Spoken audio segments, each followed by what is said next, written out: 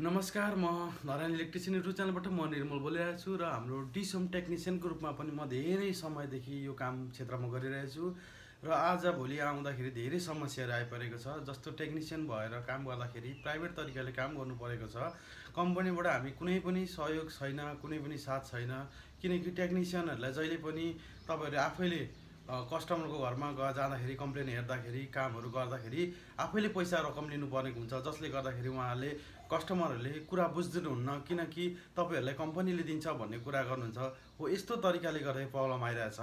तपाईँहरू यो भिडियो तपाईँहरूको कम्पनीसँग, तपाईँको मेन डिलर सब डिलरदेखि हरेक क्षेत्रबाट यो भिडियो हेरियोस् र म जस्तो कयौँ टेक्निसियनहरू हुन्छ उहाँहरूलाई पनि समस्या छ, किनकि यो काम गर्दाखेरि कम्पनीबाट कुनै केही मात्रामा पनि सहयोग छैन। मैले मिटर सिग्नल मिटरदेखि लिएर हरेक कुराहरू आफैले प्राइभेट तरिकाले किनेर काम गरिरहेको छु, किनकि नेपालको एकमात्र डिएचआई कम्पनी डिसोम मैले यो धेरै समय आजभन्दा लगभग 10-11 वर्षदेखि नै मजाले यो चलाएर यही कामहरू गरिरहेको छु र आज आउँदाखेरि धेरै कस्टमरहरूले गुनासो गर्नुहुन्छ, तपाईँहरूले कम्पनी दिनुपर्छ, कम्पनीले स्यालेरी दिन्छ भन्ने कुरा आउँछ।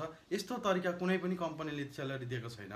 तपाईँलाई म सुझाव यो भिडियो मार्फत तपाईँलाई जानकारी दिन चाहन्छु, किनकि हामीलाई कम्पनीबाट केही कुरा छैन। हामीले आफूले गएर सब डिलरले हामीले कन्ट्याक्ट गर्नुहुन्छ, ल यस्तो ठाउँमा यस्तो प्रब्लम छ, अथवा डाइरेक्ट हामीले कल आउँछ, ल तपाईँले गएर यो ठाउँमा हेरिदिनु पऱ्यो, तपाईँले चार्ज यति दिनुहुन्छ भनेर तपाईँले तोकिदिनुहुन्छ र त्यो चार्ज लिन पनि काम सकेको पछि पनि हामीले चार्ज माग्दाखेरि तपाईँहरूले कसरी चार्ज लिनुहुन्छ भन्ने कुरा आउँछ।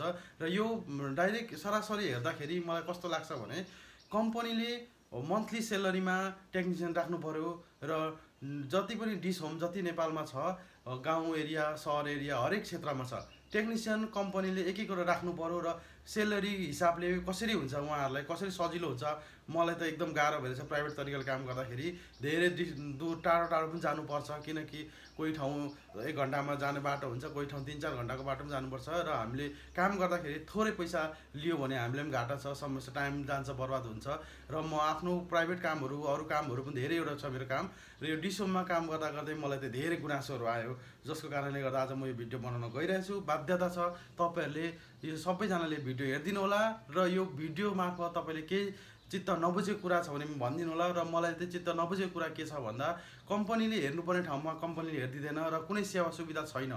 हामी टेक्निसियनलाई केही मात्रामा न नेटको सुविधा छ, न हामीले डिएचआई कुनै फ्री कुनै च्यानलहरूलाई प्लस गरेको छ, र अहिले आएर मेन चाहिँ सिग्नलमा प्रब्लम छ। सबैजना जति पनि पुरानो डिसोम च्यानल हेर्ने ग्राहकहरू हुन्छ उहाँहरूकोमा टिभीमा च्यानल पुरै आएको छैन, किनकि अहिले सबै च्यानलहरू कटअप गरेर एचडी र नन एचडी दुईवटा प्याकेज थियो पहिले, र त्यसमा पनि 3-4वटा सुपर एचडी बेसिक हरेकको लाइफ एचडी धेरैवटा प्याकेजहरू थियो। अहिले हाम्रो जम्मा 125वटा मात्रै च्यानल आइरहेछ, जसमध्येमा समस्या के हो भन्दाखेरि कस्टमरहरूको सिग्नल विक भएको ठाउँमा चाहिँ टिभीको च्यानल नआउने भयो, जसको कारणले गर्दा कस्टमरले धेरै फोन आउँछ र मैले होइन टाइम दिनुपर्छ यति बजी आउँछु भन्दा पनि उहाँहरूले के भन्नुहुन्छ, तपाईँ कम्पनीको मान्छे कस्तो कुरा बुझ्नुहुन्न, हरेक कुरा समस्या छ। हो यो भिडियो चाहिँ तपाईँ कम्पनी होस् अथवा तपाईँले आफूले कसरी अगाडि आफ्नो बिजनेस व्यापार कसरी बढाउने, कसरी चाहिँ अगाडि बढाउनु लाँदै हुनुहुन्छ, हो यो कुरामा ध्यान दिनु पऱ्यो।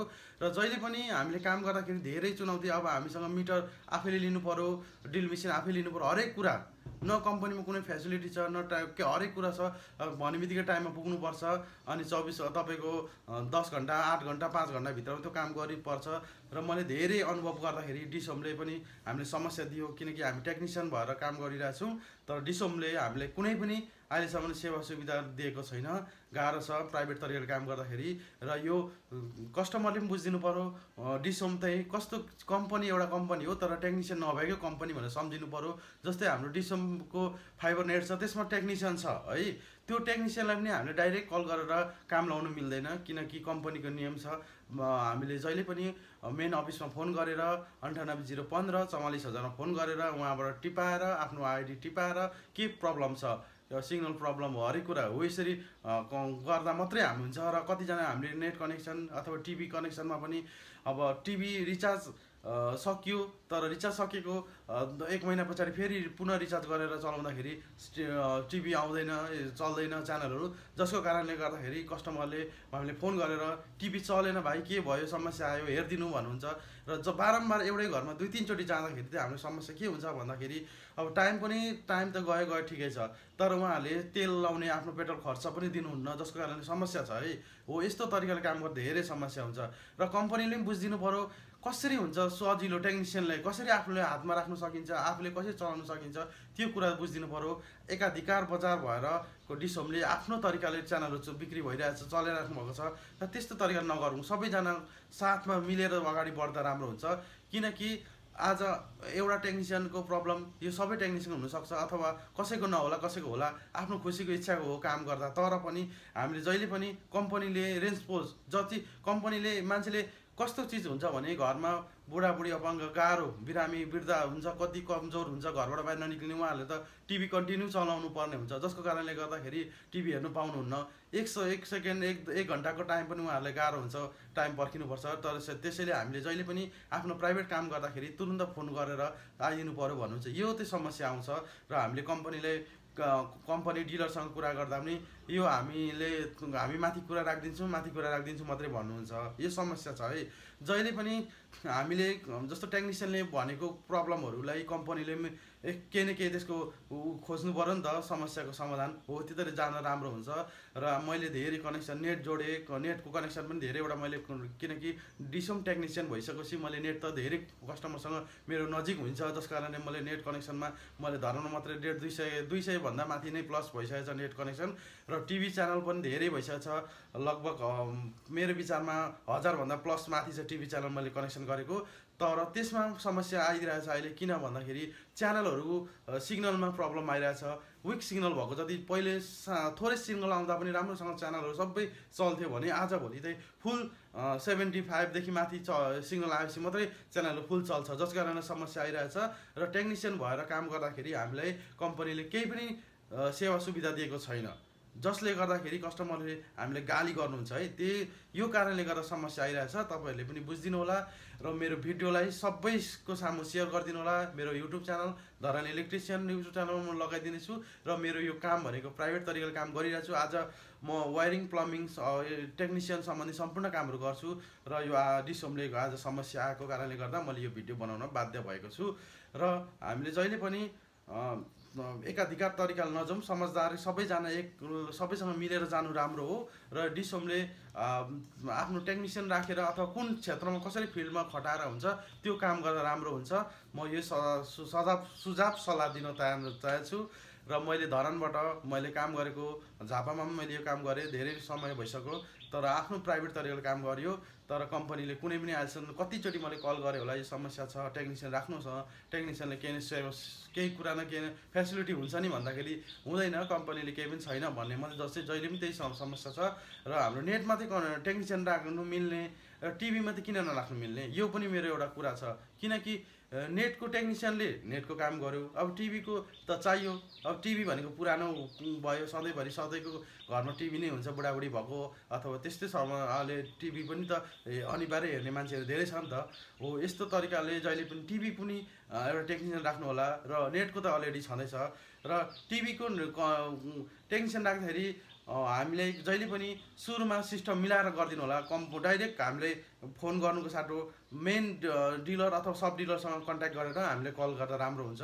कति कुराहरू डाइरेक्ट कल गरिदिनुहुन्छ र गाली गर्नु थाल्नुहुन्छ, किन नआएको, ठुलो भयो कम्पनी, तिमीहरूको कम्पनी यस्तो हो, यसरी गाली नगर्नु होला। किनकि मैले चलाएको कम्पनी होइन डिसोम है। अब डिसोम आफ्नै कम्पनी हो, नेपालको एउटै मात्रै सेटेलाइट जस सेटेलाइटबाट चल्ने कम्पनी हो। तर मैले यो काम गर्दाखेरि गालीहरू, हरेक कुराहरू, समस्याहरू आइरहेछ, टाइममा आइदिनुहुन्न, तपाईँ के भएको, यताउता हरेक कुरा हुन्छ। त्यसैले यो भिडियो चाहिँ सबै सामु पुऱ्याइदिनु होला र कम्पनीले केही न केही रेस्पोन्स लिनु पर्यो। किनकि टेक्निसियन भएर काम गर्दाखेरि धेरै गाह्रोहरू छ। अब आफूले समस्या तपाईँले देखाएर बोलेर त देखिन सकिँदैन, तर आफूसँग आएको कल डिटेल्सहरू चेक गर्दा धेरै गाह्रो भइसक्छ। र अहिले मेन चाहिँ प्रब्लम आएको झन् च्यानल लिस्ट एकदम कम भएको छ है, योले गर्दा गाह्रो छ। तपाईँले च्यानल जति धेरै प्लस गर्दै जानुभयो त्यति खुसी हुन्छ कस्टमरहरू। च्यानल 125वटा मात्रै छ, पहिले 210वटा थियो फुल च्यानल, अब एचडी नन एचडी दुइटै गरेर, तर त्यसमा ठिकै थियो, अहिले आएर एकदम कम भएको छ। यसको कारणले ग्राहकहरू सबैजना रिसाउनु भएको छ र समस्या हामीलाई आएको छ। अब कम्पनीसँग त के समस्या भन्नु, हामीले जति पनि कम्पनीसँग कुरा गर्दा पनि कम्पनीले केही रेस्पोन्स हुँदैन, त्यसैले हामीलाई समस्या आइरहेछ। तपाईँहरूले यो भिडियो हेरेर कमेन्ट गर्नु होला कुन क्षेत्रमा कहाँबाट गर्दै हुन्छ। तपाईँहरू टेक्निसियन हुन्छ भने नेपालभरिबाट टेक्निसियनहरूले कमेन्ट गर्नु होला तपाईँलाई के सुविधा छ, कस्तो छ, सेलेरी हिसाबले गर्दै हुनुहुन्छ कि प्राइभेट तरिकाले काम गर्दै हुनुहुन्छ। ल सबैजना टेक्निसियन मिलेर यो भिडियोलाई हेर्नु होला, सबैजना कमेन्ट गर्नु होला कुन ठाउँबाट कति वर्ष गर्दै हुन्छ। म त धेरै वर्ष भइसक्यो काम गरेको टेक्निसियन रूपमा, तर अब के गर्नु, कम्पनीबाट केही कुरा नभएपछि ग्राहकहरूले मात्रै गाली गरेको टाइममा नआउने, तपाईँको च्यानल कटाउने, तपाईँहरूको कम्पनी कस्तो छ, यही गालीले गर्दाखेरि मैले सहनु नसकेर आज म भिडियो बनाएको छु। यो सबैजनाले माथि कम्पनीबाट हेड अफिस जहाँ होस् तपाईँहरूले हेरिदिनु होला र यो भिडियोलाई सबैजनाले सेयर पनि गरिदिनु होला। हस् त।